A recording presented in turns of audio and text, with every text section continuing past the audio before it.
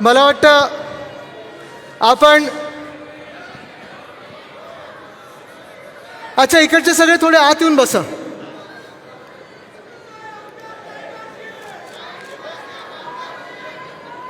बसून घ्या सगळ्यांनी बसून घ्या. वरती पण काही थोडी जागा आहे, तिथे पण बसून घ्या.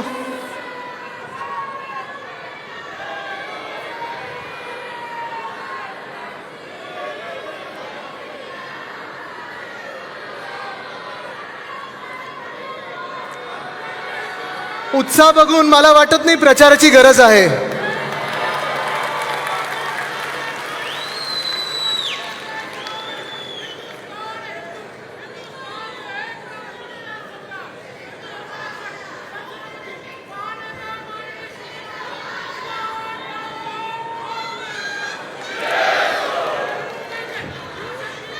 सुरू करूया आपण. सगळ्यांनी बसून घ्या, कारण मला माहिती आहे या घोषणा महत्त्वाच्या आहेत. पण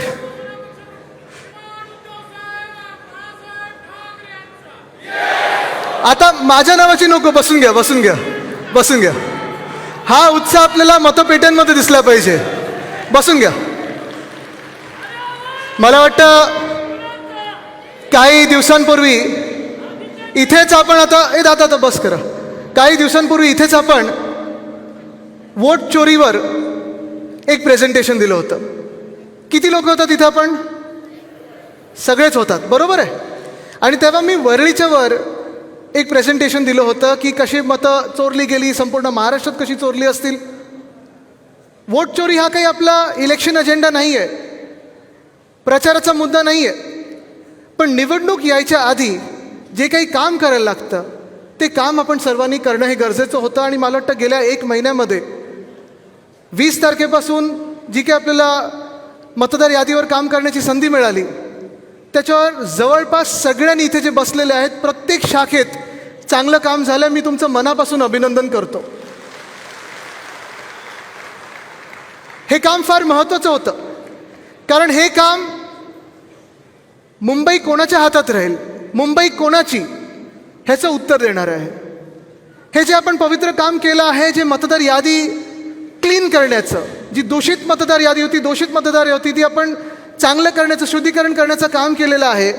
मला वाटतं इथे जवळपास सगळेच महिला, पुरुष, युवा, स्थानिक लोकाधिकार समिती असेल, ग्राहक असेल, सगळ्या अंगीकृत संघटनेने त्याच्यावर काम केलेलं आहे. मी ज्या शाखेत जात होतो तिकडे जे आपले पदाधिकारी आहेत ते मला सांगत होते की आमच्याकडे एवढे दुबार आहेत, एवढे संभाव्य दुबार दाखवलेले आहेत. हे सगळं आपण आता काम केल्यानंतर ज्या क्षणाची आपण 4 वर्ष वाट पाहत होतो की निवडणूक कधी जाहीर होणार, ती काल जाहीर झालेली आहे. सगळ्यांना तारखा माहिती आहेत का? काय आहेत? मतदान कधी, निकाल कधी, जिंकणार कधी. पण जेव्हा आपण पुढचे 15 दिवस, 20 दिवस, जवळपास 1 महिनाच, आता तसं पाहिलं गेलं तर आत्तापासून बरोबर 1 महिन्यावर आपला विजय दिवस आहे. पण हा विजय आपल्याला घरी बसून प्राप्त होणार नाहीये. गेले 25 वर्ष जे आपण केलं, जे मुंबईमध्ये आपण काम करून दाखवलेलं आहे, ते तुम्हाला घरोघरी न्यायला लागणार, मनोमनी बसवायला लागणार, प्रत्येकाला सांगायला लागणार, पुन्हा एकदा आठवण करून द्यायला लागणार की आपण काय काम केलेलं आहे. आणि ते जे काम केलेलं आहे आपण ते अभिमानाने सांगायचं. म्हणून आज मी तुम्हाला इथे सगळ्यांना बोलवलेलं आहे. सुरुवात करायची? करूया सुरू.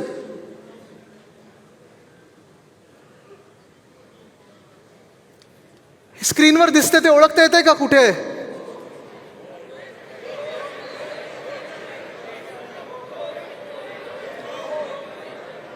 नक्की? जिथे तुम्ही सगळे आत्ता बसलेले आहात ही तीच जागा आहे. लाईट बंद करा हे सगळे, म्हणजे दिसेल.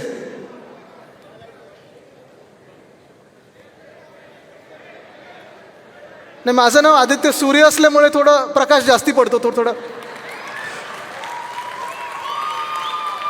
गंमत म्हणून घ्या ना, ते रील बनवतील कोणीतरी याच्यावर. थोडं लाईट कमी करायला पाहिजे. दिसते? अजून दिसतंय का? ठीक आहे. हीच ती जागा आहे जिथे वरळी कोविड सेंटर आपण सुरू केलं होतं. आपल्याला आठवत असेल, आपलं सरकार आल्या आल्या उद्धवसाहेब मुख्यमंत्री झाल्यानंतर साधारणपणे 3-4 महिन्यातच कोविड महामारी ही जगभरात आली. लॉकडाऊन आपल्याला लावायला लागला.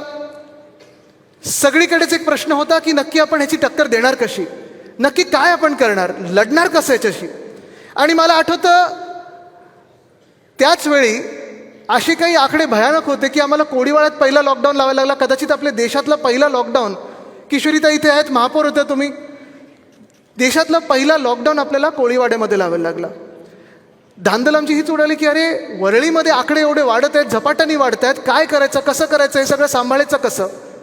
आणि तेव्हा आपल्या इकडचे जे वॉर्ड ऑफिसर होते, MOH होते, हे सगळ्यांना हाती घेऊन आपण इथेच ठरवलं की चला हे एवढं मोठं सेंटर आहे, इथे आपण आयसोलेशन सेंटर उभारूया.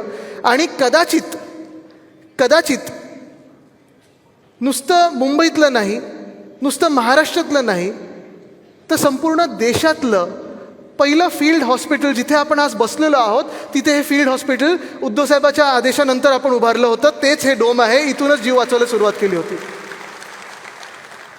पण नेतृत्व म्हणजे नेमकं काय असतं, का गरजेचं असतं नेतृत्व?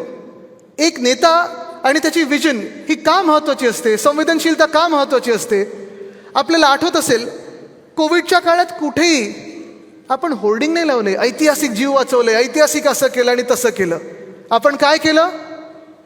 काम केलं, लोकांचे जीव वाचवले. मला तोही दिवस आठवतो, अजूनही तो दिवस आठवतो. महाराष्ट्राचं आपलं बजेट सादर झालं होतं आणि पुण्यातल्या पहिल्या 3 केसेस आपल्याला सापडल्या होत्या. आणि सगळेच आम्ही विचार करत होतो, उद्धवसाहेबांनी मुख्यमंत्री म्हणून, अजितदादा उपमुख्यमंत्री होते, आपले टोपे साहेब होते, आम्ही सगळेच आम्हाला बोलून घेतलं. आणि पहिलं कोणाला बोलवलं असेल तर आपले अधिकारी तर होतेच, पण डॉक्टर्सनं बोलवलं आणि विचारलं आता ह्याला उत्तर काय, आपल्याला काय तयारी करायला लागणार.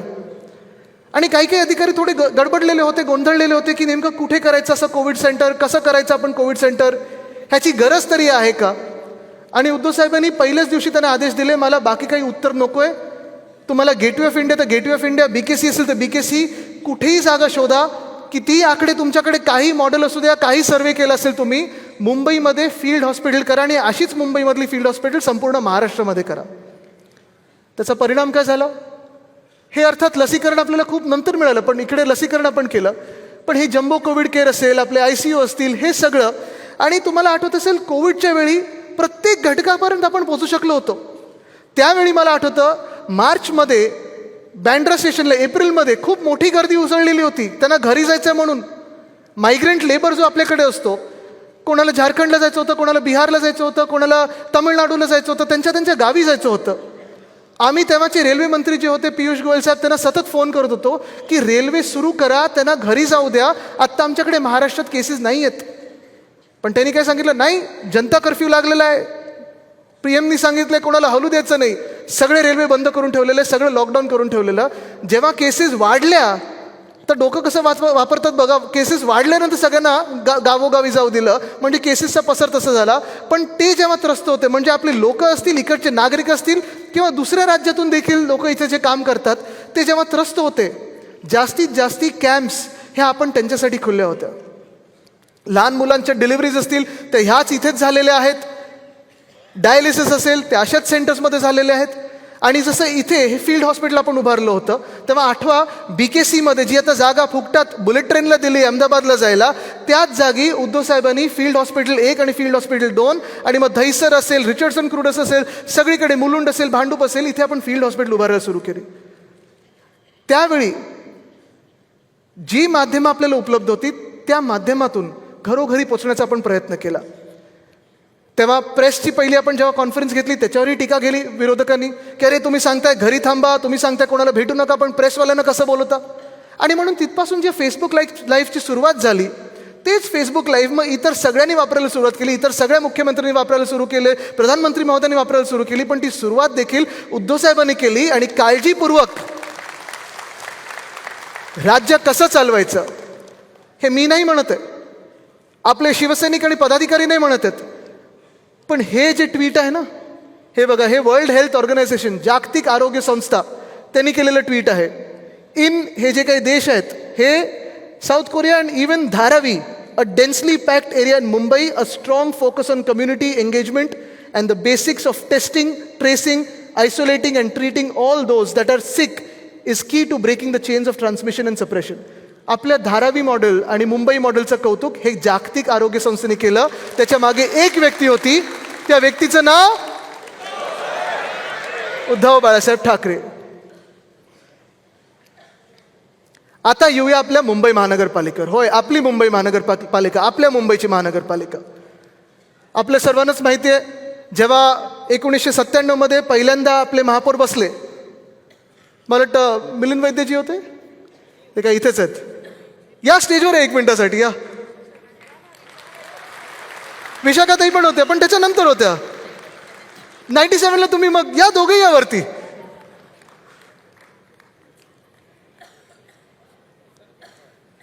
हा, मला वाटतं विशाखाताई पहिले होते. आम्हाला आठवतं, आम्ही पहिलं जेव्हा महापौर बंगला जायचो तेव्हा ताई असायच्या तिथे. या ना, दोघे या. बघा, माहीमचं वर्चस्व आहे, बाकीच्या विभागांनी जरा दाखवलं पाहिजे. अच्छा, चला, माहीमच्या लोकांचा आवाज ऐकू द्या, टाळ्या वाजून ऐकू द्या. दादर,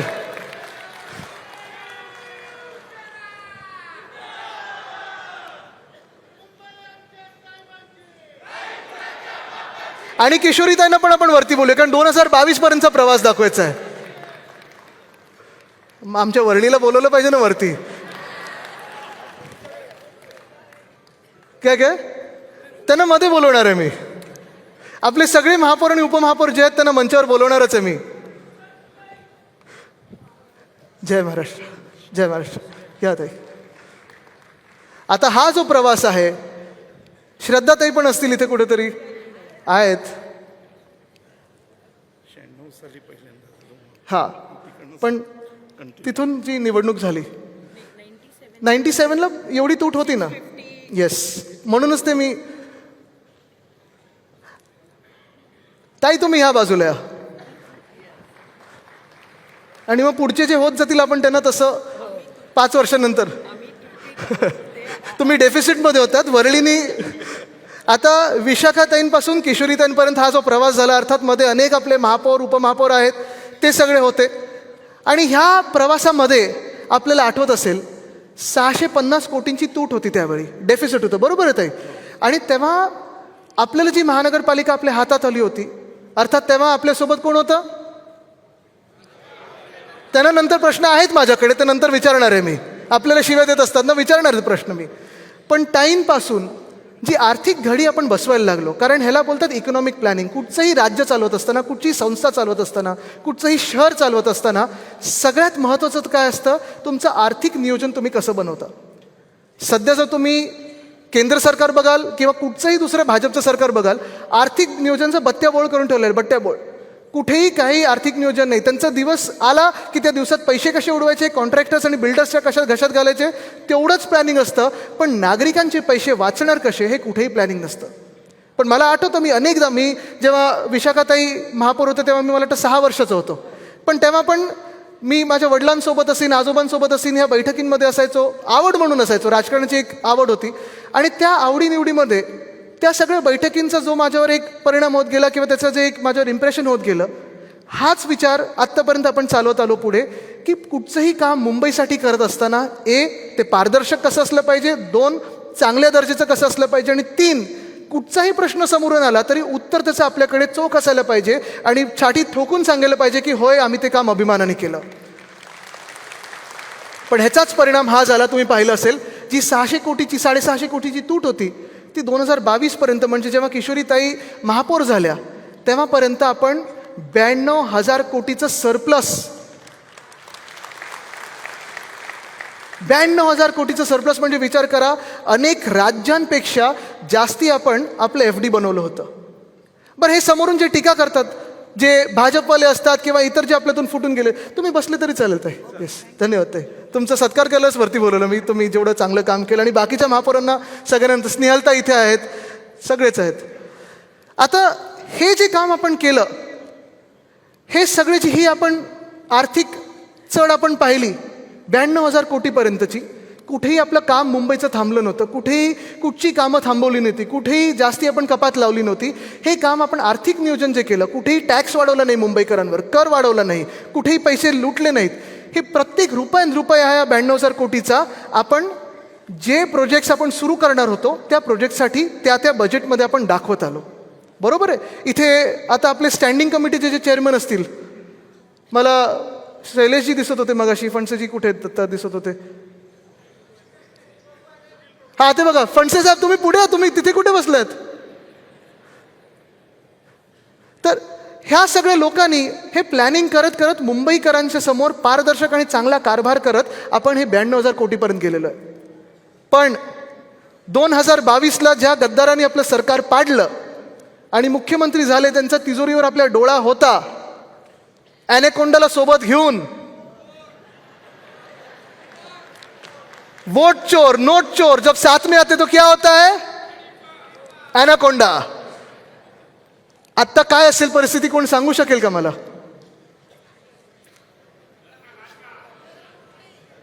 तिजोरी आता राहिलेलीच नाहीये. तिजोरी साफ झाली, सपाट झालेली आहे. आणि दुर्दैवाने जेवढे ह्यांनी भ्रष्टाचार केलेत, जेवढे ह्यांनी घोटाळे केलेत गेल्या 2-2.5 वर्षामध्ये, त्याचा परिणाम हा झाला. तुम्ही पाहताय, रस्ते तर कुठेच दर्जेदार नाही आहेत, काही काम झालेलं नाही आहे. पण मुंबईचं आत्ता कमिटेड लायबिलिटी म्हणजे जे आपण देणं लागतो ते 2.5 लाख कोटीवर पोचलेलं आहे. किती? 2.5 लाख कोटी. हे जेव्हा आपण बोलतो महानगरपालिकेचं देणं आहे, फक्त महानगरपालिकेचं देणं नसतं. हे सगळं आपल्या डोक्यावर येतं, कारण आपण करदाते आहोत, आपण कर भरत असतो, आपण मुंबईकर आहोत. आणि आपल्या डोक्यावर एवढं आता कर्ज काय, कमिटेड लायबिलिटी चढलेलं आहे. ह्याचा विचार देखील तुम्ही करणं गरजेचं आहे. पण आपण केलेली कामं ह्याच्यावर जरा येऊया आपण. कारण काय, फक्त टीका करून उपयोग नाही आहे. आपण काय काय काम केलं आहे हे देखील आपण सांगणं गरजेचं आहेच.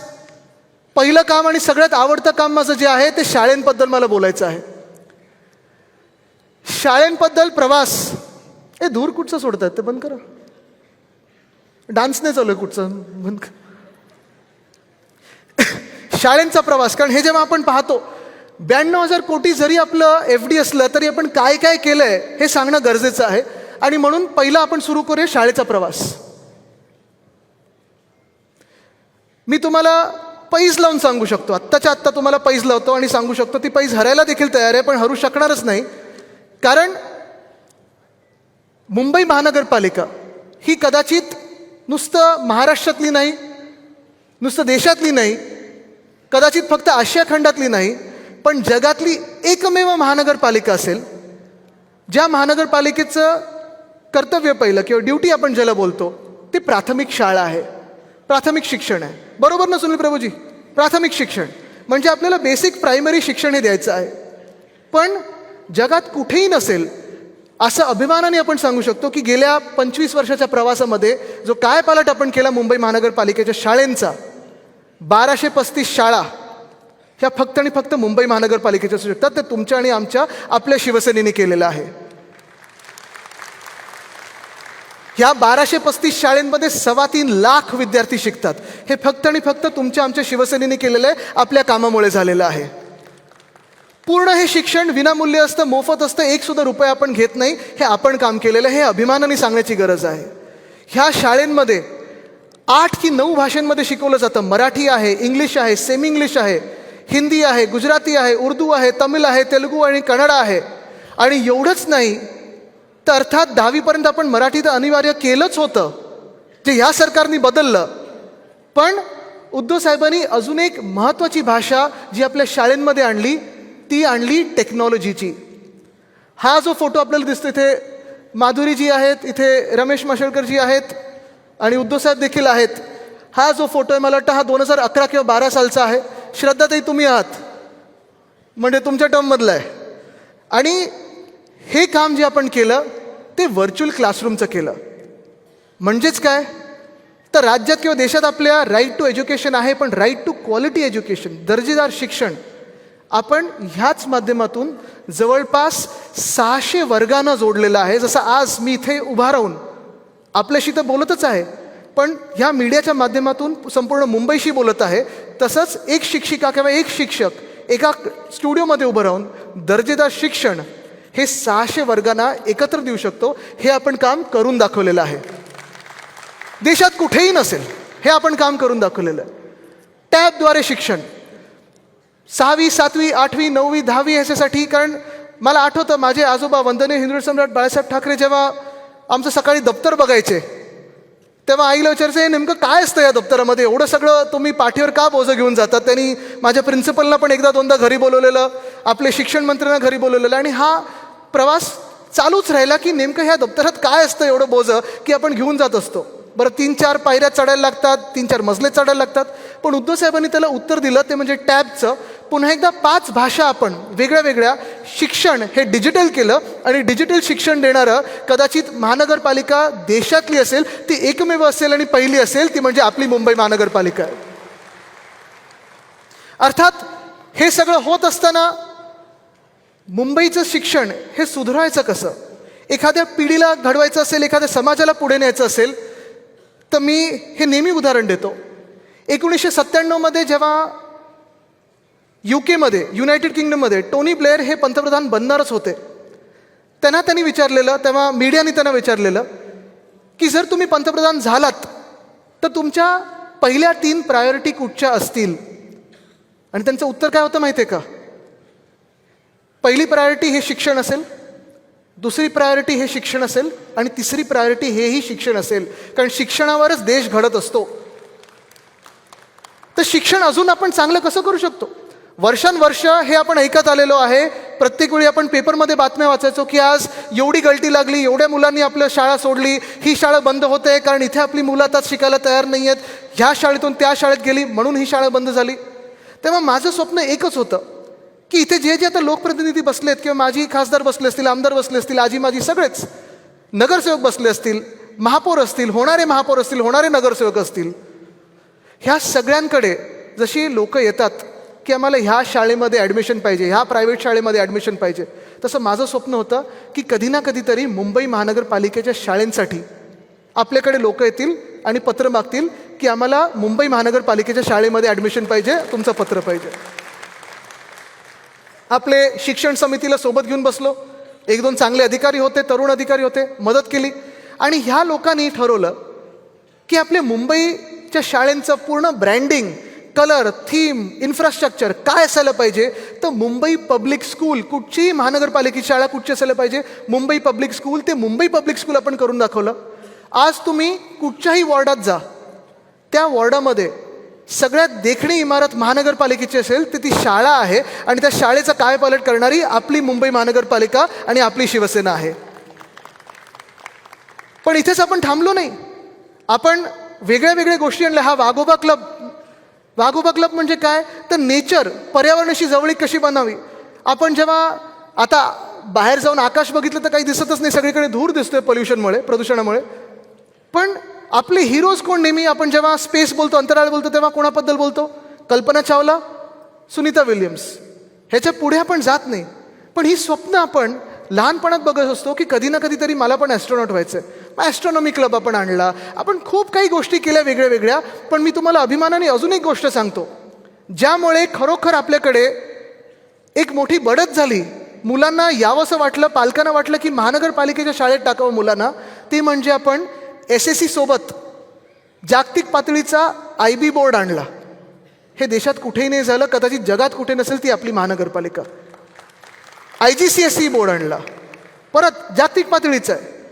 CBSE बोर्ड आणला, ICSE बोर्ड आणला. आणि हे सगळे आपल्या मुंबई महानगरपालिकेच्या ज्या शिक्षिका होते आणि शिक्षक होते त्यांना ट्रेनिंग देऊन पुन्हा त्याच लोकांना आपण वापरायला लागलो ह्याच्यात, त्यांनाच आपण चालना दिली. आणि हे तुम्ही अभिमानाने सांगू शकता की पहिल्या वर्षी 4000 आपल्याकडे सीट्स होत्या महानगरपालिकेमध्ये, 10,000 ॲप्लिकेशन आले, आपल्याला लॉटरी काढायला लागली. हे आपलं काम आहे, हे तुम्ही अभिमानाने लोकांना सांगितलं पाहिजे. जेव्हा भाजप विचारतं ना की तुम्ही काय केलं, अर्थात शिक्षणाचा आणि त्यांचा काडी मात्र संबंध नाही आहे, पण हे जरा त्यांना सांगा हे आम्ही केलेलं आहे. चला पुढे वळूया. जसं प्राथमिक शिक्षण हे महानगरपालिकेचं काम असतं, तसं प्राथमिक आरोग्य देखील, बेसिक प्रायमरी हेल्थकेअर सेंटर हे महानगरपालिकेचं काम असतं.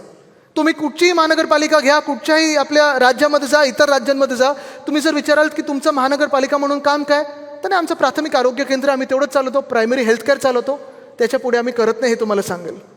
पण पुन्हा एकदा मी इथे बेट लावायला तयार आहे, पैज लावायला तयार आहे.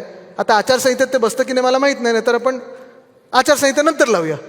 पण मला जगात मुंबई महानगरपालिकेसारखी महानगरपालिका दाखवा जिचे फक्त प्राथमिक आरोग्य केंद्र नाहीत, तर ते तर आहेच, पण त्याच्याही पुढे जाऊन नर्सिंग कॉलेज स्वतःचे आहेत. ही आपली मुंबई महानगरपालिका आहे. एक नाही, दोन नाही, तर 4 मेडिकल कॉलेज स्वतःचे आहेत. ही मुंबई महानगरपालिका आहे. ट्रॉमा केअर सेंटर आहे. ही आपली मुंबई महानगरपालिका आहे. आणि सगळ्यात चांगले हॉस्पिटल आणि डॉक्टर्स हे असणारी आपली मुंबई महानगरपालिका आहे. हे आपण अभिमानाने जनतेला सांगितलं पाहिजे, लोकांमध्ये सांगितलं पाहिजे. कारण अनेकदा वाटतं की अरे चांगले डॉक्टर्स आपल्याला प्रायव्हेट हॉस्पिटलमध्येच मिळतील. असं नाही आहे. जे कुठचेही चांगले डॉक्टर्स तुम्हाला प्रायव्हेट हॉस्पिटलमध्ये मिळतात किंवा भेटतात, तेच प्रायव्हेट हॉस्पिटलमधले डॉक्टर्स आपल्या सगळ्या ह्याच मुंबई महानगरपालिकेच्या हॉस्पिटल्समध्ये आहेत. आहे अर्थात लोड आहे. 90% ही ट्रीटमेंट आपली फ्री असते, त्याच्यानंतर सबसिडाईज असते. 2017पर्यंत आपल्याकडे 13,574 बेड्स होते. डेली जो काही लोड होता तो जवळपास 1 लाखाचा होता. आत्ता पण प्रत्येक वर्षी 1 कोटीहून जास्ती आपण लोकांना ट्रीट करत असतो. आहे ना, देशभरातली लोक येतात आपल्याकडे. पण स्वस्त आणि दर्जेदार आरोग्य हे देणारं कदाचित आपलंच शहर असेल आणि आरोग्य केंद्र किंवा हॉस्पिटल चालवणारी आपली महानगरपालिका असेल, हे आपण अभिमानाने सांगितलं पाहिजे. हा दुसरा माझा आवडता विषय.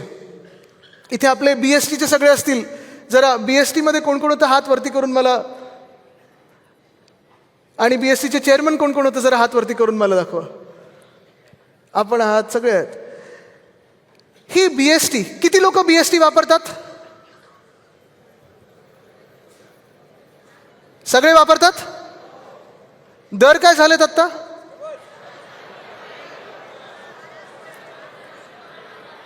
ऐकून येते? Double, triple. जेवढी यांची इंजिनं वाढत चाललेत तेवढे दर वाढत चाललेत. आणि बसेस कमी होतात ना.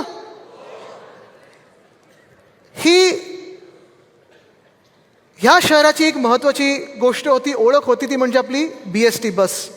साधारणपणे मुंबईचं चित्र कोणाला काढायला सांगितलं तर कोण पहिलं गेटवे ऑफ इंडिया काढतं, मग सीलिंग काढतं, मग आपली लाल बस काढतं BSTचं. आणि मुंबई महानगरपालिका किंवा मुंबई म्हणून आपण जी ओळख असते आपली, ही आपली BST बस ही सगळ्यात महत्त्वाची होती. अर्थात लहानपणापासून अनेक BSTच्या कार्यक्रमांना मी जात होतो. मी प्रत्येक म्हणजे आता जेव्हापासून युवासेना सुरुवात केली तेव्हा अनेक BST रूटचं उद्घाटन केलं. 2012मध्ये आपण फोर्ट फेरी ही 5-5 मिनिटांनंतर थांबणारी तिथे सेंट्रल बिझनेस डिस्ट्रिक्टमधली फोर्ट फेरी सुरू केली. आणि मला लवकरच कळायला लागलं की मुंबईची ही नाडी ही सगळ्यात महत्त्वाची आहे. जवळपास प्रत्येक दिवसाला 60 ते 65 लाख लोक हे आपले लोकल ट्रेनमधून प्रवास करतात. आणि जेव्हा आपण ह्याचे दर कायम केले, 5 किलोमीटर 5 रुपयात केले, 10 किलोमीटर 10 रुपयात केले, 15 किलोमीटर 15 रुपयात केले, आणि 15 किलोमीटरहून जास्ती कुठेही जायचं असेल 20 रुपयात जेव्हा आपण फ्लॅट फेअर आणलं, AC बसेस आणल्या, तेव्हा आपली जी रायडरशिप होती ती साधारणपणे 35 लाख पर डे एवढ्यावर गेली होती. मला तोही दिवस आठवतो जेव्हा मी COP26ला होतो, स्कॉटलंडमध्ये होतो. तेव्हा पर्यावरणाची कॉन्फरन्स चालू होती आणि तिथे 4-5 माझ्यासोबत महापौर बसले होते. वेगळ्या वेगळ्या शहरातले होते, इंग्लंडचेच होते. आणि ते मला विचारत होते की तुमच्याकडे बसेस कशा आहेत, अशा आहेत, तशा आहेत. मी त्यांना एवढंच सांगितलं, बघा आमच्या 3 गोष्टी महत्त्वाच्या आहेत. पहिली गोष्ट म्हणजे मुंबईत प्रत्येक मुंबईकर हा पब्लिक ट्रान्सपोर्ट जवळपास वापरतोच, एकतर ट्रेन वापरतो नाहीतर बस वापरतो. दुसरी गोष्ट म्हणजे आमच्या बसेसचं भाडं हे आम्ही फ्लॅट ठेवलेलं आहे, 5, 10, 15 आणि 20. तेव्हाच तो माणूस आवाक झाला समोर, त्याचं असं बघायला लागला. कारण त्यांना मी जेव्हा पाऊंडमध्ये सांगितलं, आता तुम्ही डॉलरला किती चढले आपलं? 91. म्हणजे आता किती डॉलरचे 5 रुपये होत असतील सांगा मला? पलीकडे येते सगळं. पण जेव्हा मी त्यांना हा दर सांगितला की 5, 10, 15 आणि 20 मध्ये तुम्ही मुंबईत कुठूनही कुठे जाऊ शकता, पुढे ती कॉन्फरन्स आमची ती राऊंड टेबल होती, ते महापौर तिथून नुसतं आमचं ऐकत राहिले की तुम्ही काय सांगता आम्हाला सांगा. कारण तेव्हापर्यंत त्यांची जरा कॉलर टाईट होती की आम्ही इंग्लंडमधले महापौर आहोत, तुम्ही कुठून आलात. हे दर सांगितल्यानंतर, आपला प्रवासी किती आहेत हे सांगितल्यानंतर त्यांना धक्का बसला. पण तिथेच थांबलो नाही. त्यांना तिसरी गोष्ट मी जी सांगितली ती हीच सांगितली की आमचं स्वप्न हेच होतं आणि पुन्हा एकदा आम्ही सुरू करू आमचं सरकार बनल्यानंतर की मुंबईमध्ये 10,000 इलेक्ट्रिक बस आम्हाला रस्त्यावर आणायच्या आहेत, म्हणजे आणायच्याच आहेत आणि ते आम्ही आणल्याशिवाय थांबणार नाही. हे काम मुंबईसाठी महत्त्वाचं आहे. आपला करार युनियनबरोबर 3,337 बसेसचा होताच, पण त्याही पुढे जाऊन जर आपल्याला प्रदूषणमुक्त मुंबई पाहिजे असेल, आपल्याला पब्लिक ट्रान्सपोर्ट सुधारायचं असेल, आपल्याला लास्ट माईल कनेक्टिव्हिटी चांगली करायची असेल, तर आपल्याला मुंबईमध्ये मिनी बस, मीडियम रेंज बस, लॉंग रेंज बस, डबल डेकर बस हे सगळं करून आपल्याला 10,000 हा आकडा गाठायलाच लागेल. हा 7 ऑगस्टचा फोटो आहे, जेव्हा आपण मला वाटतं माहीम बस डेपोमध्ये ह्या इलेक्ट्रिक बसचं लॉन्च करत होतो. तेव्हा ग्रॅच्युटी पण जी अनेक वर्ष थांबली होती BST कामगारांची, ती आपण दिली होती. राज्य सरकारमधून कदाचित आपण एकमेव राज्य सरकार असू, कारण आपले मुख्यमंत्री जे होते उद्धवसाहेब ठाकरे ते मुंबईचेच होते, म्हणून मुंबईकर एक माणूस असल्यामुळे जे काही BSTला आपण देणं लागत होतं ते पटापट द्यायला सुरू केलं होतं. पण ही बस आपण आणली. ही बस आणल्यानंतर जेव्हा पहिला करार झाला ह्या डबल डेकर इलेक्ट्रिक बससाठी, आता तुम्ही पाहत असाल रस्त्यावर धावते, भाजपने माझ्यावर टीका केली होती की हे कुठून आणले, असं केलं तसं केलं. सरकार पडलं उद्घाटनाला हे पहिले, फीत कापायला पहिले. मला वाटतं हे आपल्या कंट्रोल रूमचे आशिची तुम्ही दिसता याच्यात, हे आपलं चलो कार्ड आहे. पण झालंय असं, आपलं सरकार गेल्यानंतर 2022 पासून ज्या बसेस धावत होत्या रस्त्यावर त्या कमी कमी कमी कमी होत चालल्यात. अनेक आपल्या विभागांमध्ये रूट बंद करत चाललेले आहेत. भाडं दुप्पट तिप्पट केलेलंच आहे. बसेस जवळपास 2,000 वर आणलेल्या आहेत किंवा त्याच्याही पेक्षा कमी झाल्या असतील. आणि भयानक गोष्ट ही आहे की प्रायव्हेटायझेशन बसमध्ये यायला लागलेलं आहे. त्या कुठच्या बसेस आहेत ना, सिटी फ्लो त्या सगळीकडे दिसायला लागलेल्या आहेत. ठीक आहे, तुम्हाला कोणाच्या बसेस आणायच्या त्या आणा, पण मुंबईला मारू नका. आणि हेच भाजपाने ओळखलेलं आहे. जर मुंबईला मारायचं असेल तर कसं मारायचं, तर मुंबईकर जो दिवस रात्र प्रवास करतो, मेहनत करतो, कामावर जातो आणि परत येतो, त्याचा पहिला पब्लिक ट्रान्सपोर्ट हा मोडून टाका. आणि पब्लिक ट्रान्सपोर्टचा श्वास हा आपला BST होता, तो पुन्हा एकदा आपल्याला जागृत करायचा आहे. पाण्याचं देखील खूप मोठं काम आपण केलं. पाणी हे मला आठवतं जेव्हा आपनी दिल्लीमध्ये पाण्याचे दर कमी केले होते, जेव्हा सबसिडी दिली होती, तेव्हा घरोघरी जाऊन त्यांनी साजरं केलं होतं की आम्ही एवढ्या लिटरवर आता सबसिडी देतोय, तेवढ्या लिटरवर आपण सबसिडी देतोय. आपल्याला आठवत असेल केवढं मोठं ते पण साजरं केलं होतं, सगळीकडे बोर्ड लागले होते आणि चांगलं काम केलं होतं, कौतुक केलंच पाहिजे त्यांचं. पण नंतर थोडा अभ्यास केल्यानंतर हे जाणवायला लागलं की अनेक वर्ष आणि आपली पूर्ण 25 वर्ष मुंबई महानगरपालिका म्हणून पुन्हा एकदा फक्त महाराष्ट्रातलं नाही तर देशातलं सगळ्यात स्वस्त पाणी जर कोणी देत असेल तर ती आपली मुंबई महानगरपालिका आहे. ह्याचा आपला अभिमान असायलाच पाहिजे. अजूनही मला वाटतं आपण 3.5 रुपये पर पर्सन पर 1000 लिटर देतो, बरोबर आहे, आणि आपल्याला पडतं ते 11.5 रुपये पर पर्सन पर 1000 लिटरला. आपण महापौर असताना हे सुरू केलं होतं. हिंदुरे सम्राट बाळासाहेब ठाकरे मिडल वैतरणा डॅम, मध्य वैतरणा डॅम. कदाचित मुंबई महानगरपालिका पुन्हा एकदा एकमेव असेल ज्याची स्वतःची धरणं आहेत. पण हे जे धरण आपण बांधलं, ज्यावेळी आपण बांधलं ते जगातलं 9वं सगळ्यात वेगात बांधलेलं धरण होतं आणि ते अजूनही आपल्याला महत्त्वाचं धरण आहे. त्याला वंदनीय हिंदुरे सम्राट बाळासाहेब ठाकरेंचं नाव आपण दिलेलं आहे. भांडूपचं हे जलशुद्धीकरण केंद्र आहे. कदाचित तुम्ही तिथे गेल्यानंतर जेव्हा टेस्टिंग करतो आपण पाण्याचं, बिस्लेरी किंवा कुठचंही बॉटल्ड वॉटर घेतलं त्याच्यापेक्षा शुद्ध पाणी हे इथे मिळतं. सर्वांसाठी पाणी ही आपले राज्य सरकार असताना योजना आणली होती. कारण अनेक ठिकाणी अशा अजूनही वसाहती आहेत किंवा आपण स्लम सोसायटी वगैरे पाहतो की OC मिळाली नाही, लिगल नाही आहे म्हणून पाणी दिलं जात नाही किंवा पाण्याचे दर वाढवलेले असतात. आपण हाच कायदा आणला होता की तुमचं घर हे लिगल असेल किंवा नसेल, पण तुम्हाला व्यक्ती म्हणून पाणी हा तुमचा जन्मसिद्ध अधिकार आहे आणि तो तुम्हाला कोणी रोखू शकत नाही. म्हणून सर्वांसाठी पाणी योजना ही आपण आणली होती. पण त्याच्याही पुढे जाऊन मला माहीत नाही, तुम्ही सोशल मीडियावर माझं गारगाई आणि डिसॅलिनेशन मधलं जे अंतर आहे ते मी सांगितलं, किती लोकांनी पाहिलं ते पाहिलंय ते आवर्जून पहा. पण हा जो डिसॅलिनेशनचा करार आपण केला होता, डिसॅलिनेशन प्लांट म्हणजे सोपं आहे. आता युद्ध ह्याच्यावरच सुरू होणार आहे की गारगाई धरण बांधायचं आणि पावसावर अजून अवलंबून राहायचं की आपण समुद्राचं पाणी आहे ते गोड करून प्यायचं. आपली गरज जी आहे ती ह्या एका डिसॅलिनेशन प्लांट म्हणून पूर्ण भागू शकतो आपण. आणि आज तुम्हाला सांगतो मी, ज्या दिवशी पुन्हा एकदा शिवसेना उद्धव बाळासाहेब ठाकरे पक्षाचा महापौर बसेल त्या दिवसाला पुन्हा एकदा आपण आपल्या मुंबईसाठी पाणी गोड करण्याचा प्रकल्प हा पुन्हा सुरू करू. कारण सर्वात कमी किमतीत एकही झाड न तोडता लवकरात लवकर, कारण तो जर प्रकल्प मिंदे सरकारनी आपलं सरकार पडल्यानंतर बंद केला नसता तर आत्तापर्यंत त्या प्लांटमधून आपल्याला पाणी मिळायला सुरुवात झाली असती. 2025 पर्यंत काम पूर्णही झालं असतं. हे सगळं होत असताना म्हणजे आपण जे मी सांगतो ना, करून दाखवलं हे 2 शब्द होते ज्यांनी 2012ची महानगरपालिका आपण जिंकलो होतो, 2017मध्ये आपण जिंकलो होतो. कारण हे काम महत्त्वाचं आहे. मला नेहमी उद्धव साहेब सांगत असतात की आदित्य, आपण जी कामं करतो ती कामं लोकांपर्यंत जाणं गरजेची असते आणि जर आपण काम केलं असेल तर ते आपण सांगणं गरजेचं असतं. आता फरक बघा ना, निवडणुका जेव्हा येतात तेव्हा भाजप कशावर सुरू करतं? हिंदू मुस्लिम, बांगलादेशी घुसलेत, रोहिंग्या घुसलेत, आपलं केलेलं कामाच्या श्रेय ते घेतात. हां, मग मराठी हे सगळे वाद भाजप सुरू करतं, कारण त्यांनी 12 वर्षात काही काम केलंय का ह्याच्यावर तर मोठा प्रश्नचिन्ह आलेला आहे. पण आपण जी कामं केली आहेत गेल्या 25 वर्षामध्ये असेल, गेल्या 5 वर्षामध्ये असेल, ती आपल्याला पुन्हा एकदा लोकांमध्ये नेणं गरजेचं आहे. कारण आपण हे काम अभिमानाने केलेलं आहे, हे मुंबईसाठी केलेलं आहे. हे आपलं गिरगाव चौपाटीकडचं व्ह्यूइंग डेक, हे आपलं दादर येथील माता रमाबाई आंबेडकर व्ह्यूइंग डेक, हे सेल्फी पॉईंट, आणि हा जो मलबार हिलच्या तिथे आपण एक ट्री टॉप वॉक केला होता. न्यूयॉर्क टाइम्समध्ये देखील ह्याचं कौतुक झालं आणि मुंबईत आल्यानंतर किंवा आपल्या देशात आल्यानंतर 10 फूटच्या जागा असतील की कुठे जायला पाहिजे ह्याची सुरुवात ही आपण केली होती. ह्याला फंड आपण दिला होता, मी पालकमंत्री म्हणून दिला होता. आणि हा आवडता विषय, आपला ब्रँड अँबॅसेडर खरं आता हा केला पाहिजे, पेंग्विन केला पाहिजे. कारण मी प्रत्येक वेळी जेव्हा समोरून मला भाजपवाले सांगतात की तुम्ही पेंग्विन आणलं किंवा पेंग्विन, मी बोलत चला मी पेंग्विनबद्दल बोलतो, तुम्ही आणलेल्या चीताबद्दल बोला. दाखवा मला किती टिकलेले आहेत, हिम्मत असेल तर दाखवा. पण राणीचा बाग, वीर जिजामाता उद्यान, किती लोक गेलेत तिथे? आता तुम्ही मला सांगा, हे तुम्ही आत्ता गेलेले आहेत बरोबर आहे, लहान असताना किती लोक गेले होतात?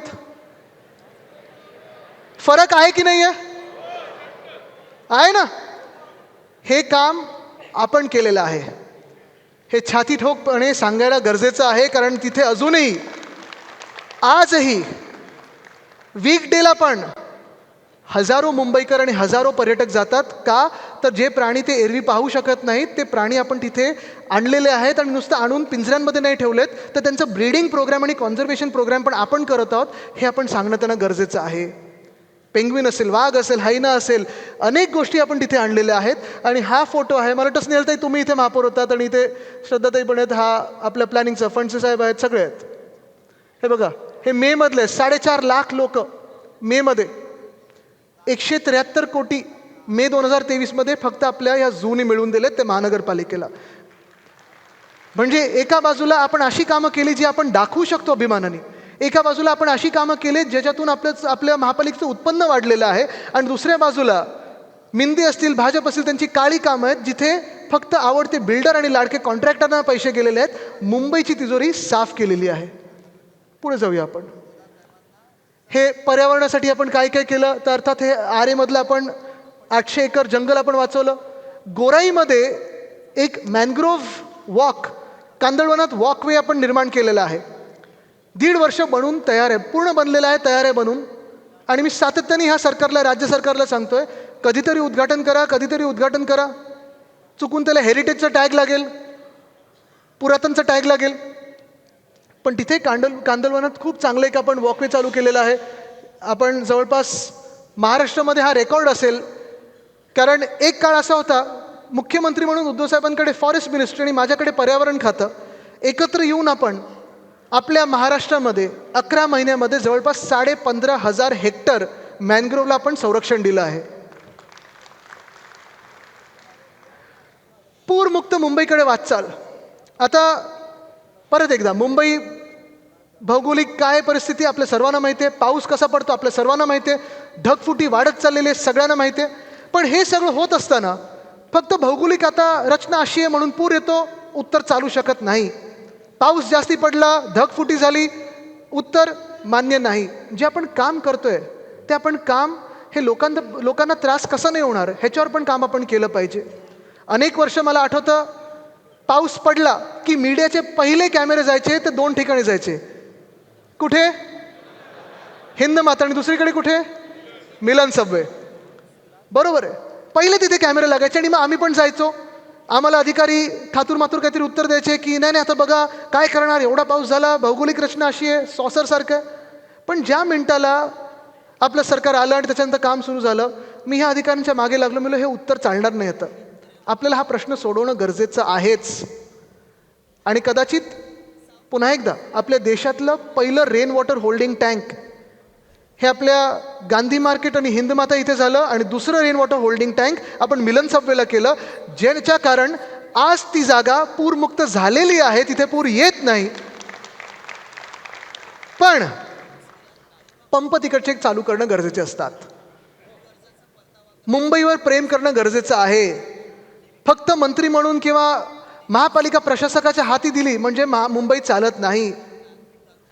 ज्या ज्या रात्री मुंबईत पाऊस पडत असतो, आजही मला बाकीच्यांचं माहीत नाही पण 2 लोकांना झोप येत नाही, उद्धव साहेब आणि मला. आमच्या डोक्यात हाच विचार असतो की पंप इथे चालू झाला का, ही भिंत पडली असेल का, इथे आपल्याला काय करायला पाहिजे, इथे आपण हे काम केलं ते चालू केलं असेल का, महानगरपालिकेची यंत्रणा सुरू आहे का. पण गेल्या 2 वर्षामध्ये असं काही सगळं हे जॅम करून ठेवलेलं आहे, बंद करून ठेवलेलं आहे की उत्तर द्यायला कोणी अधिकारीच नसतो, कारण कोणाला पडलेलीच नाही आहे. आणि म्हणून मी जे नेहमी सांगतो की मुंबईवर प्रेम करणारं कोणीतरी ते असायला पाहिजे. जे आपले महापौर पण होते आधी, सगळेच रात्री 3 वाजता 4 वाजता अशा पावसाळ्याच्या दिवशी फोन केला तरी फोनवर यायचे आणि सांगायचे आम्ही तिथे पोहोचत आहोत, आपले अधिकारी पोहोचतात आणि आमचं काम तिथे चालू आहे. आज देखील मी तुम्हाला सांगतो, जेव्हा हिंद माताला मागच्या वर्षी म्हणजे ह्या वर्षी पाऊस पडला, मी गेल्यानंतर तिथे मला धक्का बसला. सगळी यंत्रणा तिथे जी आपण बसवली होती की पूरमुक्त करायला, ती तशीच्या तशी आहे. पंप आले होते पण महापालिकेचं कारण काय? साहेब डिझेलच आलं नाही आहे आणि म्हणून पाणी भरलं, म्हणून तिकडच्या दुकानात पाणी गेलं. ही कारणं जी देतात ना, हे मुंबई विरोधी आहेत आणि हे आत्ता प्रशासन आपलं चालवतात. हे आपल्याला बदलायचं आहे. चला पुढे जाऊया.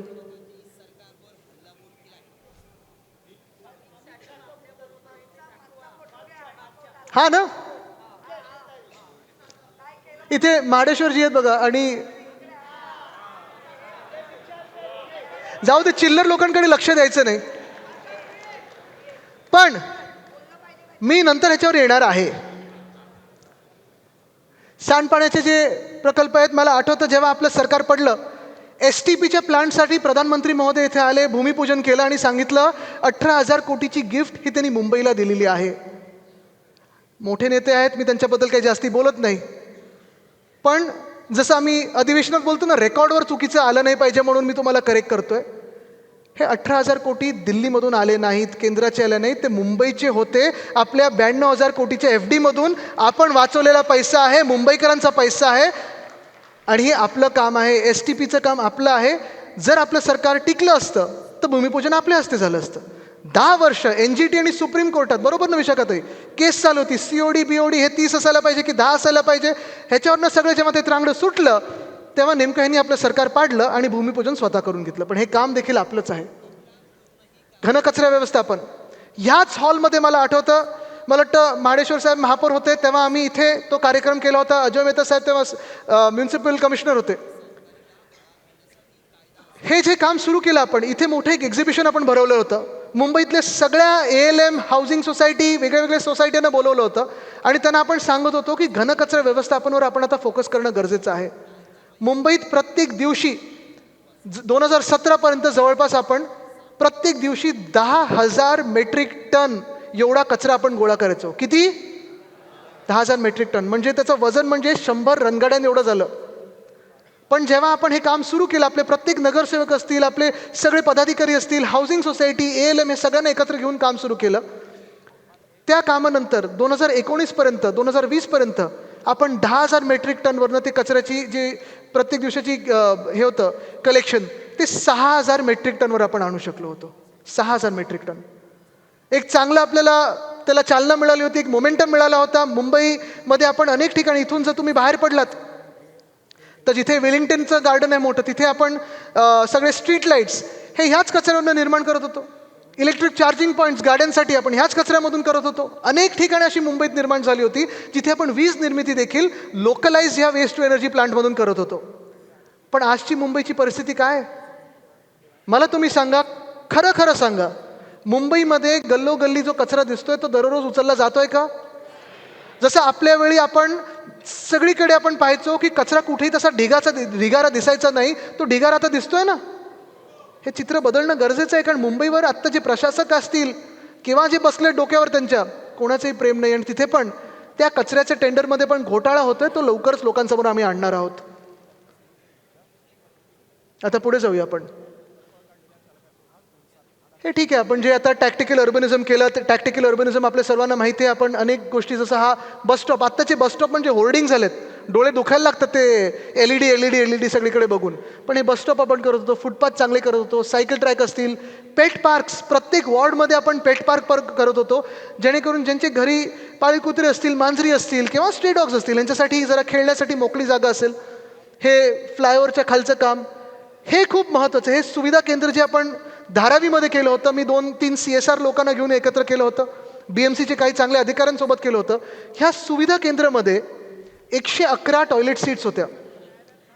आता त्याच्यातून अर्थात निम्म्या महिलांसाठी, निम्म्या पुरुषांसाठी, काही इंडियन, काही वेस्टर्न हे होतं, काही AC टॉयलेट होते.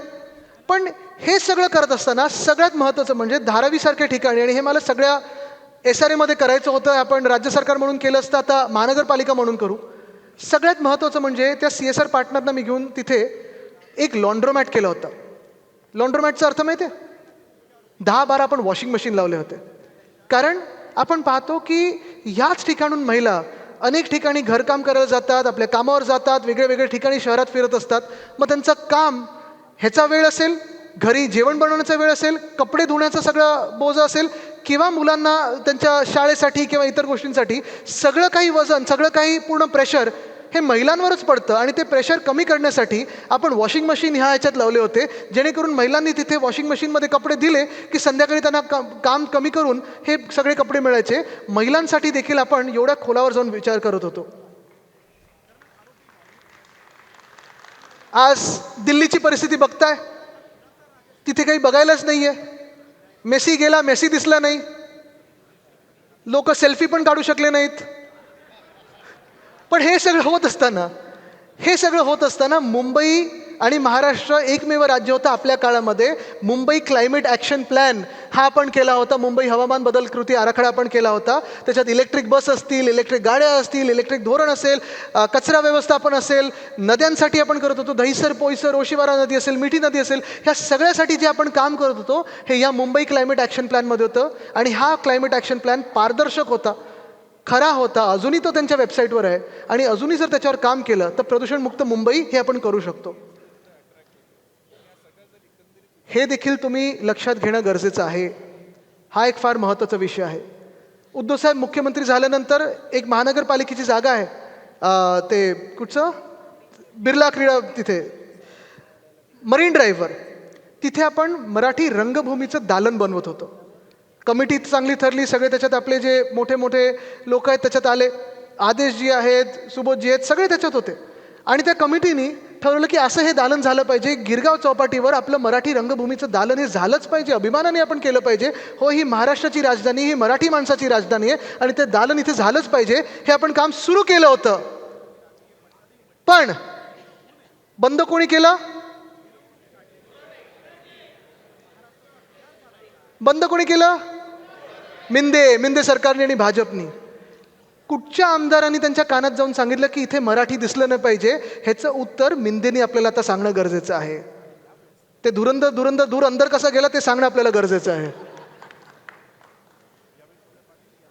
आता काही महत्त्वाच्या गोष्टींकडे आपण येऊया, कारण शेवटाकडे मोठ्या गोष्टी, मोठ्या घोषणा, भाजपसारखं बडी बातें नाही, जे काम केलं तेवढंच सांगणार आहे.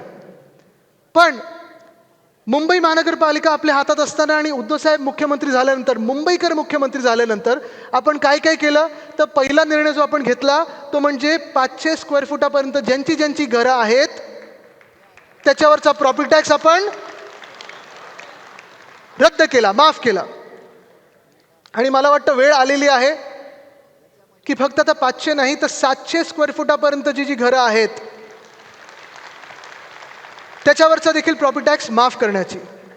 हे आधीच्या सरकारने जे थोडंफार केली होती आपल्याच सांगण्यावरनं, त्यांनी नुसतं प्रॉपर्टी टॅक्स एवढाच एलिमेंट काढला होता. बाकीचे 8 टॅक्स ठेवले होते, ते आपण सगळेचे सगळे मालमत्ता कर हा रद्द केला होता. सर्वांसाठी पाणी योजना तर आणली. पण तिसरी गोष्ट, वरळीत आहोत म्हणून थोडा विषय काढतो. BDD चाळ, किती लोकांनी नवीन घरं बघितली आहेत तिकडची? वरळीतले किती आहेत? आणि BDD बद्दल किती लोकांनी ऐकलंय? सगळ्यांनी ऐकलंय ना. आता BDD चाळ विषय हा 2 मिनिटात मी तुम्हाला सांगतो. कंटाळले नाहीत ना? जे सांगतो ते पटतंय ना? कारण हे तुम्हाला जाऊन पुढे सांगायचंय प्रचाराच्या वेळी. सगळे सोबत आहोत आपण. BDD वरळी, BDD नामजोशी आणि BDD वडाळा आणि त्याचसोबत BDD शिवडी, हे 4 प्रकल्प जवळपास गेले 25 वर्ष चर्चेत आहेत की कधी त्याचा पुनर्विकास होणार, कधी त्याचा पुनर्विकास होणार. 160 स्क्वेअर फुटामधल्या ह्या सगळ्या खोल्या आहेत. आपण जर पाहिलं तर अनेक ह्या इमारती आता मोडकळीस आलेल्या आहेत. काही तर इथे आता सचिन भाऊ दिसत आहेत, सुनील शिंदेजी दिसत आहेत, मला आशिष चेंबूरकरजी दिसत आहेत, आपले स्थानिक सगळे तिकडचे पदाधिकारी आहेत, तुम्ही दिसताय. तर हे सगळे जे मंडळी आहे, आमदार म्हणून, लोकप्रतिनिधी म्हणून, अरविंद सावंतजी खासदार म्हणून पाठपुरावा करत आलेले आहेत की आपण ह्याचा पुनर्विकास कधी करायचा. आणि वर्षानुवर्ष हा प्रकल्प चालू होता, म्हणजे विचार चालू होता 25 वर्ष. 1995ला जेव्हा आपलं सरकार आलं तेव्हापासून ह्याच्यावर चर्चा सुरू झाली, वेग पकडला. म्हणजे मी तेव्हा 5 वर्षाचा होतो. पण योगायोग बघा, 2016 की 17मध्ये ठरलं की आता पुनर्विकास करायचा आहे. तत्कालीन मुख्यमंत्री कोण होतं? 16मध्ये सतीशजी कोण होतं? फडणवीसजी होते, बरोबर आहे. त्यांनी येऊन घाईघाईत नारळ फोडून गेले. आणि मला आठवतं तेव्हा सुनील शिंदेजी आमदार होते, ते तेव्हा सांगत होते की थोडं 1-2 दिवसानंतर करा, उद्धवसाहेब बाहेर दौऱ्यावर आहेत महाराष्ट्राच्या कुठच्या तरी, 1-2 दिवसानंतर करा. पण नाही, घाईत करायचं म्हणून नारळ फोडला. आता वरळी, नामजोशी वरळी आणि वडाळ्यातलं काम सुरू, BDDचं नंतर, शिवडीचं नंतर बघू असं ठरलं. 16 निघून गेलं, 17 निघून गेलं, 18 निघून गेलं. 19मध्ये जेव्हा आपलं सरकार बनल्यानंतर अर्थात कोविड काळ सुरू झाला. पण तेव्हा माझ्याकडे सगळे BDDचे लोक आले आणि सांगितलं, साहेब आम्हाला घरं पाहिजेत, काहीतरी करा आदित्यजी. वर्षानुवर्ष आमची घरं, म्हणजे 1923 पासून 1924 पासूनची घरं, आता 2020 आलं, आम्ही राहायचं कसं इथे?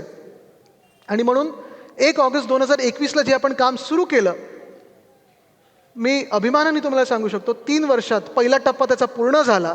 आणि चावी वाटप होत असताना देखील सगळ्यांच्या तोंडावर एकच नाव होतं. ते नाव कोणाचं? उद्धव बाळासाहेब ठाकरे. शिवडी BDDचं आम्ही केंद्रीय मंत्र्यांना जाऊन भेटून आलो. त्यांना हेच सांगितलं, तुम्ही म्हाडाचंच मॉडेल वापरा, त्याचा देखील पाठपुरावा चालू आहे. पण BDD चाळचं काम हे आपण केलेलं आहे, त्याला चालना आपण दिलेली आहे आणि खऱ्या अर्थाने त्याची वचनपूर्ती जी आहे ती आपण केलेली आहे. होय, आपणच केली, हे लोकांना तुम्ही सांगणं गरजेचं आहे.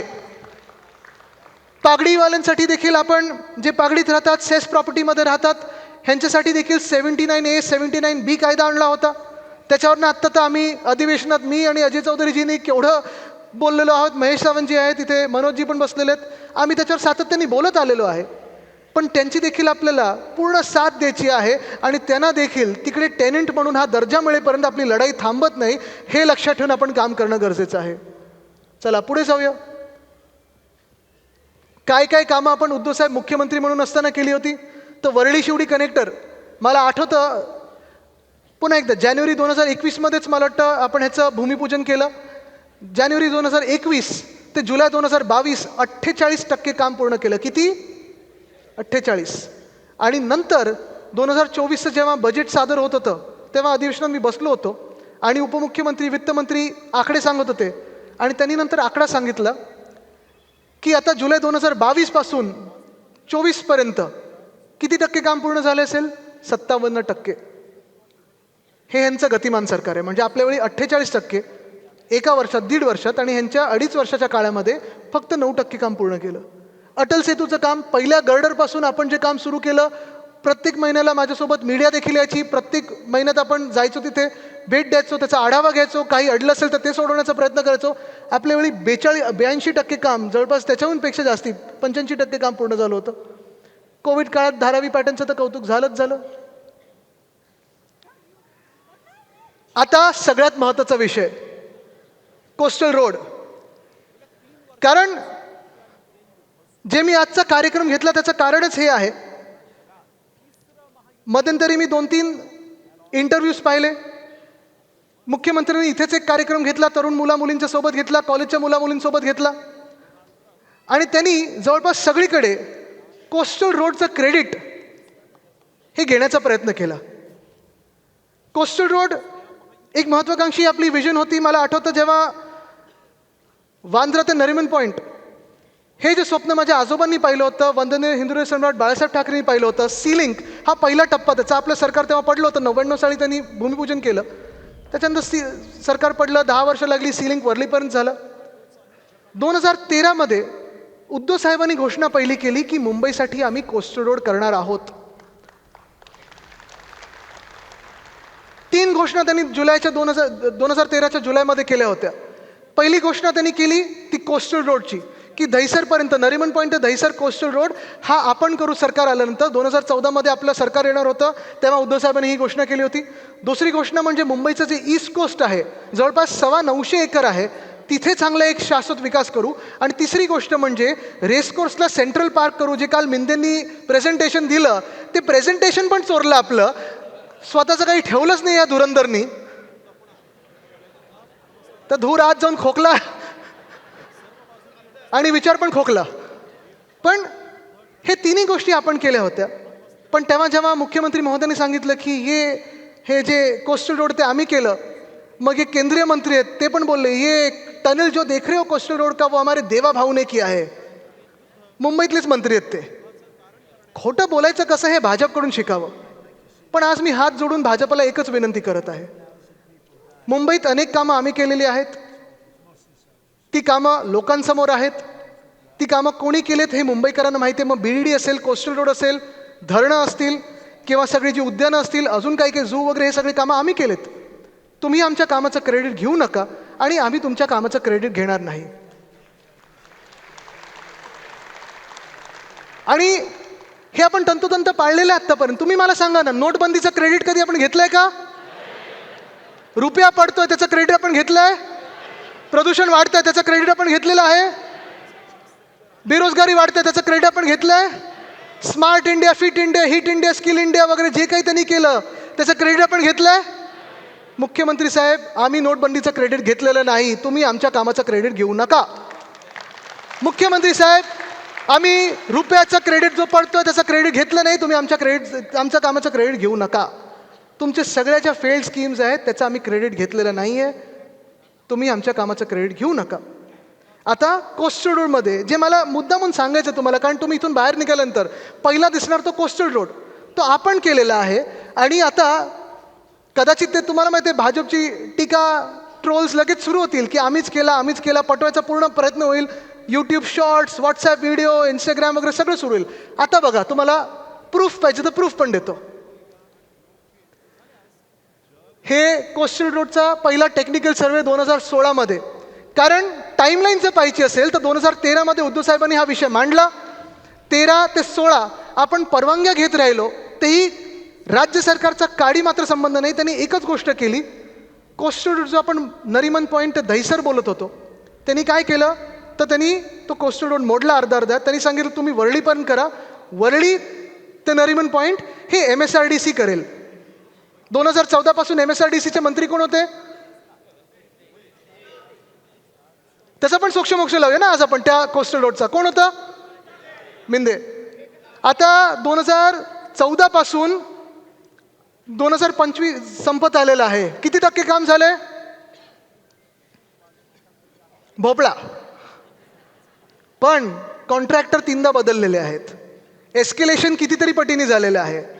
आणि हेच मी सांगतो सातत्याने की जर तुमचं काही योगदान या मुंबईमध्ये असेल, भाजप आणि मिंदेंचं, ते फक्त मुंबईची तिजोरी लुटण्यामध्ये होतं. बाकी शून्य कॉन्ट्रीब्युशन आहे तुमचं. काही तुम्ही इथे काम केलेलं नाही आहे. मी जसं तुम्हाला आज प्रेझेंटेशन दिलेलं आहे तसं इथेच भाजपने आपल्या सर्वांना बोलवावं आणि काय काम केलं ते दाखवावं.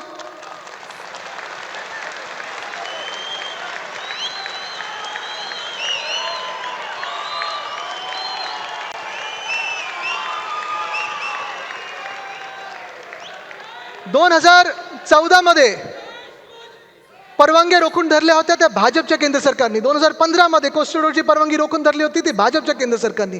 2016 परवानगी रोखून धरली होती ती भाजपच्या केंद्र सरकारने.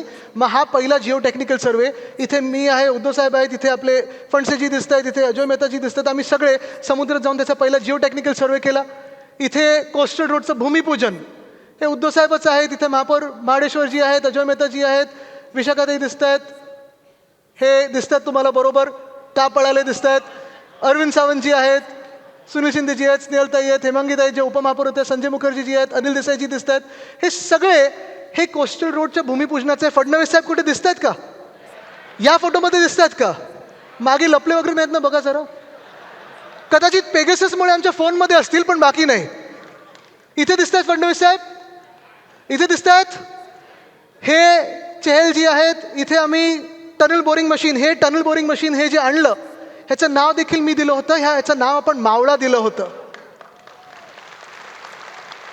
आणि नाव देण्याचं कारण हेच होतं की जसं छत्रपती शिवरायांच्या मावळ्यांनी सह्याद्री पोखरून तसं जेव्हा लढा दिला, तसंच पोखरण्याचं काम हे आपलं चांगल्या गोष्टीसाठी, चांगल्या कारणासाठी ह्या टनलने दिलं, म्हणून याचं नाव आपण मावळा दिलं होतं. इथे फडणवीस साहेब कुठे दिसत आहेत का? मास्क आहे तरी ओळखत नाही येतात. हे टनल बोरिंग मशीन अश्विनी भिडेजी त्यांच्या हस्ते आपण ते टनल बोरिंग मशीन सुरू केलं होतं. हे ते टनल बोरिंग मशीनच्या हे ज्या प्लेट्स लागतात त्याच्यावर उद्धव साहेबांनी मी सही केली होती. हे 850 मीटर आत गेल्यानंतर हे सगळ्या ठिकाणी, ह्या सगळ्या फोटोमध्ये पहिल्यापासून जवळपास 80% काम होण्यापर्यंत कोस्टल रोडचं हे आपलं सरकार होतं. प्रत्येक महिन्यात मी मीडियाला घेऊन जायचो, कुठेही फडणवीस साहेब नसायचे. प्रत्येक आठवड्यात आमच्या बैठका असायच्या, कुठेही फडणवीस साहेब नसायचे. जेव्हा सगळं काही काम झालं तेव्हा भाजपचं एक नशीब खूप चांगलं आहे. असं नशीब सगळ्यांना मिळावं की बरोबर फितं कापण्याच्या वेळी भाजपचं सरकार असतं. आणि ते त्यांनी केलं म्हणून ते श्रेय घेत आहेत. पण तुम्ही मला सांगा, कोस्टल रोड कोणामुळे झाला? कोस्टल रोड कोणामुळे झाला हे सगळ्यांना माहिती आहे. पण ते क्रेडिट घेण्याचा प्रयत्न करतात. वोट चोर, नोट चोर, क्रेडिट चोर ह्यांना रोखणं आता गरजेचं आहे. गेल्या 2.5-3 वर्षामध्ये निवडणुका झालेल्या नाहीत. प्रशासक आहेत ते मुख्यमंत्री कार्यालयातून सगळा कारभार करत असतात. मुख्यमंत्री कार्यालयाचा खास हस्तक्षेप मुंबई महानगरपालिकेत असतो. ह्याच्या प्रेस कॉन्फरन्सेस तुम्ही माझ्या पाहिलंच असतील. पण जे मी बोलतोय सातत्याने की 2.5 लाख कोटीचं कमिटेड एक्सपेंडिचर आणि हा घोटाळा हा वेगळाच. रस्ता घोटाळा 1, रस्ता घोटाळा 2. तुम्ही मला सांगा, जिथे जिथे रस्ते खोदून ठेवलेले आहेत, एक रस्ताही तुम्हाला चांगला धड मिळालाय का? कुठेही खड्डामुक्त नवीन रस्ता दिसतोय का? जे आम्हाला सांगत होते 36 महिन्यात खड्डे मुक्त करू, पूरमुक्त करू, खिशाचे खड्डे भरलेत त्यांचे, मुंबईचे खड्डे भरलेत का? हे घोटाळे जे आहेत ह्याची उत्तरं देणं आपल्याला त्यांना देणं लावायचं आहे. आणि म्हणून आपलं पुन्हा एकदा महानगरपालिकेत सत्ता आणणं गरजेचं आहे. हे ज्यांनी मुंबई लुटलेली आहे त्यांना आत टाकायचं आहे, म्हणून आपल्याला जिंकणं गरजेचं आहे.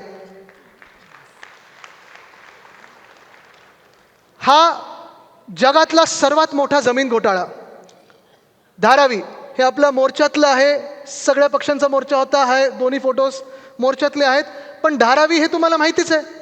अनेकदा मी हा विषय घेतलेला आहे. आपला जो लढा सुरू आहे तो कुठच्याही व्यक्तीच्या विरुद्ध नाही आहे, तो एका कंपनीच्या विरुद्ध नाही आहे. तुम्हाला जर मुंबईचा विकास करायचा असेल, पुनर्विकास कोणाचा करायचा असेल, तर ज्या लोकांसाठी तुम्ही करत आहात, धारावीकरांसाठी करत आहात, त्यांचा पहिला विकास करा, त्यांना त्यांच्या हक्काची घरं द्या, मग तुमचे पैसे तुम्ही मोजा. नाहीतर तुम्हाला इथे आम्ही काम करू देणार नाही. एकही व्यक्ती धारावीतून आणणार नाही, हे ठरवलेलं आहे आपण. मुंबई ही मुंबईकरांचीच राहिली पाहिजे. मुंबईचं नाव अदानिस्तान होऊ द्यायचं नाही. ही शपथ आपल्याला छत्रपती शिवरायांच्या समोर आपल्याला आज घ्यायची आहे. तयार आहात? कारण हे सगळं झाल्यानंतर प्रश्न हाच येतो आज, मुंबई कोणाची? ऐकून आलं? मुंबई कोणाची? ऐकून आलं? मुंबई कोणाची? मुंबई कोणाची? जे भाजपवाले मुंबईला लुटू पाहतात, मुंबई त्यांची की मुंबई आपली? जे मिंदे तिजोरीवर डोळा ठेवून आहेत, मुंबई त्यांची की मुंबई मुंबईकरांची?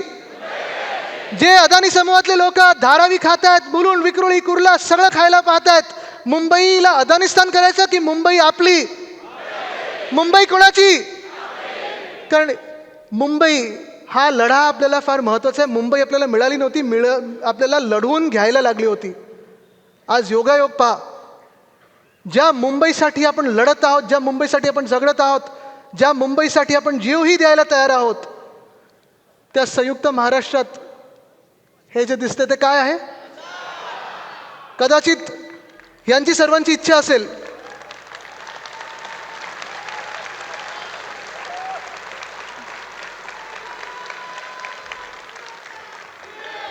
कदाचित या सर्व महापुरुषांची इच्छा असेल, या दैवतांची इच्छा असेल की हीच मशाल शिवसैनिकाच्या हातात येऊन मुंबई वाचवण्याची ही वेळ आलेली आहे. तयार आहात मुंबई वाचवायला? लढायला तयार आहात? जिंकायला तयार आहात? हातात मशाल घेऊन महानगरपालिकेवर भगवा फडकवायला तयार आहात का? हे उत्तर आपल्याला दिल्लीला द्यायचंय. मुंबई कोणाची? धन्यवाद. जय हिंद, जय महाराष्ट्र, वंदे मातरम. जय मुंबई.